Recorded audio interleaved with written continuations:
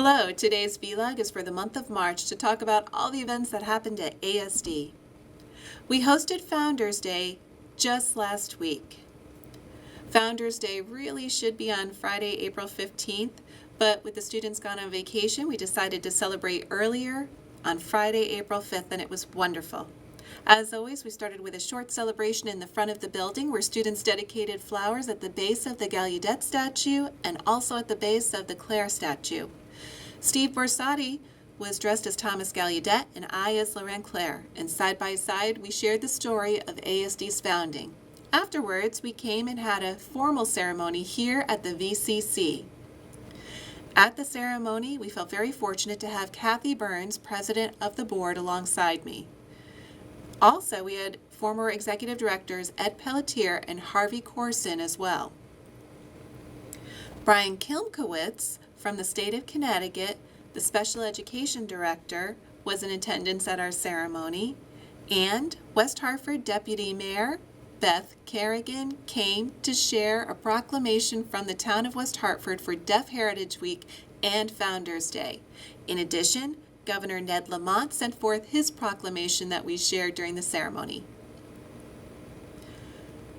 I also shared that our longtime board member, Arthur Moore, was selected as the recipient of our Community Service Award for his dedication and work for the lives of many deaf people in Connecticut. Also during Founders Day, we selected different deaf leaders to recognize and honor on what we call our Wall of Success in the GCEC building. Along that wall, we have 5 new names now added. First, Dennis Palka, then Heather Whitestone, Francis Wood, Erastus Deaf Smith, and Kitty O'Neill. We also had the opportunity to see our students who participated in the Marie Jean Phillips competition share their poems. What a success that day was. I'd like to give some updates in regards to the state of Connecticut and the legislature. First, for our budget, so far everything seems stable and there have not been any changes, but we're monitoring it closely and we hope that they continue to keep their commitment to supporting ASD. I've met with several legislators from the Appropriation Committee to explain why the state of Connecticut's support to ASD is so vital. They've all agreed and I hope that they will keep their word.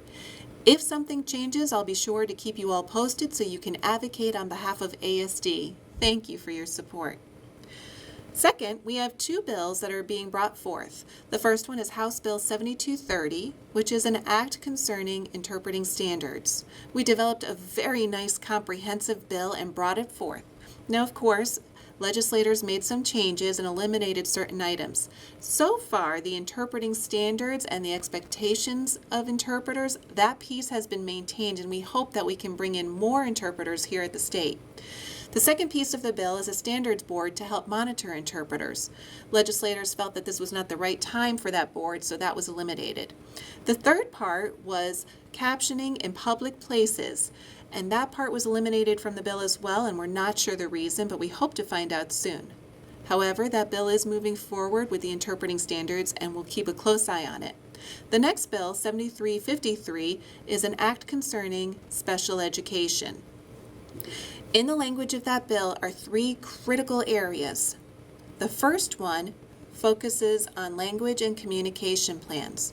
Currently, we have those in place for IEP students. So when an IEP team meets, they must discuss a language and communication plan for the deaf and hard of hearing students.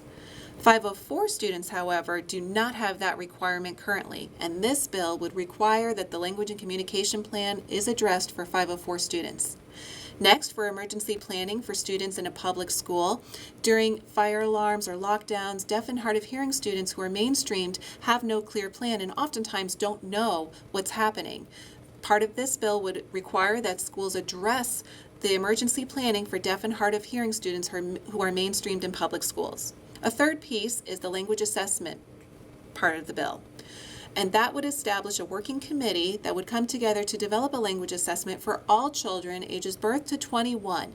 And every year the assessment would be provided to identify the appropriate interventions for those students. That's a very exciting piece of the bill. It's still being maintained in the bill and moving forward, so we'll keep an eye on it and let you know how it goes. I'm very excited to let you all know I've been working closely with the University of Connecticut, and under the leadership of Hannah Dostal, one of our board members, who works alongside a group of wonderful individuals from UConn, they will be proposing 2 new certificates in the field of deaf education. The first one is a graduate certificate in literacy and deaf education, and hopefully that will start in the summer of 2020, which is very exciting. The second one is American Sign Language concentration within World Language Teaching Certificate Program. So we hope both of those programs will pass, and we should know within the next few weeks. It's currently going through the process of approval from deans and the provost, but I'll keep you all posted. But this is a very exciting development here in the state of Connecticut. Right now, this week during spring break, we have a group of students heading out to On the Road. It's a program where students travel to different places, and this year the students are heading out to Martha's Vineyard, where they're going to study and learn all about how language was first developed here in America. So those students are going to study and learn so much, and I'm looking forward to all of their stories when they come back, and we'll be sure to share that with all of you. Just recently, 2 weeks ago, we hosted Family Learning Day. It was a wonderful event, and families came from all over to attend various workshops. We were very fortunate to have Karen Putz as our keynote speaker. She was an amazing, inspirational speaker, and she explained about passion and how to be passionate for your children's learning and to really foster children's growth. It was a wonderful keynote presentation from Karen. Then we had many teachers and staff and professionals come together to provide workshops throughout the day. The workshops focused on advocacy, thinking maps, how the bilingual ASL English approach works. There was also opportunities, so as the parents went to workshops, children were able to go out to a carnival. They did a scavenger hunt, and they even went bowling. Some even went to a high ropes course and had a wonderful time while parents came together for wonderful workshops and discussions. It was a great day. Every year, ASD always participates in the Marie Jean Phillips competition through poetry and art. This year, 122 students participated in the competition, and there were 11 other schools all involved. 5 of our students from ASD placed first in various categories, and we had 2 students who placed in second. It was a wonderful experience to see our students getting involved and see how much they cherish ASL and use that skill to express themselves in different forms. Also, just a few weeks ago, for the 3rd year in a row, ASD participated in a competition hosted by Central Connecticut State University called the Sea Perch ROV competition. It was amazing. The students have a remote control and they operate a robot that they developed that goes underwater that has to do different tricks and participate in timed competitions. It was really amazing to see how skilled the students were with all that technology. Wow! Now this year, our students participated and did great. They placed 6th and 9th out of 21 teams.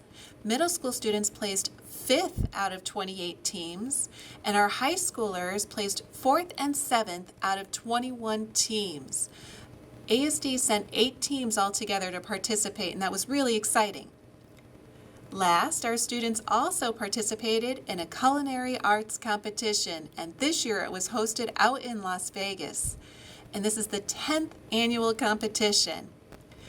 Our students had to serve several dishes, and they made, first, salmon croquet with remoulade sauce and apple pico de gallo. So that was one entree, very fancy. Next was coffee-crusted pork tenderloin with a blackberry port wine sauce and gratin dauphinoise with sautéed carrots and green beans. Wow! So that was another entree. Then finally for dessert was a dark chocolate licorice mousse cake with salt and vinegar popping candy crunch and a raspberry coulis. Wow, that is very fancy, and our students were able to serve all that up. They didn't win any of the top 3 spots, unfortunately, but they did win awards for specific entree submissions. And so we're very proud of our students and how they participated, and we hope that they'll go on to become professional chefs. We want to see more deaf chefs in America. Thanks for watching, and until next month, see you later.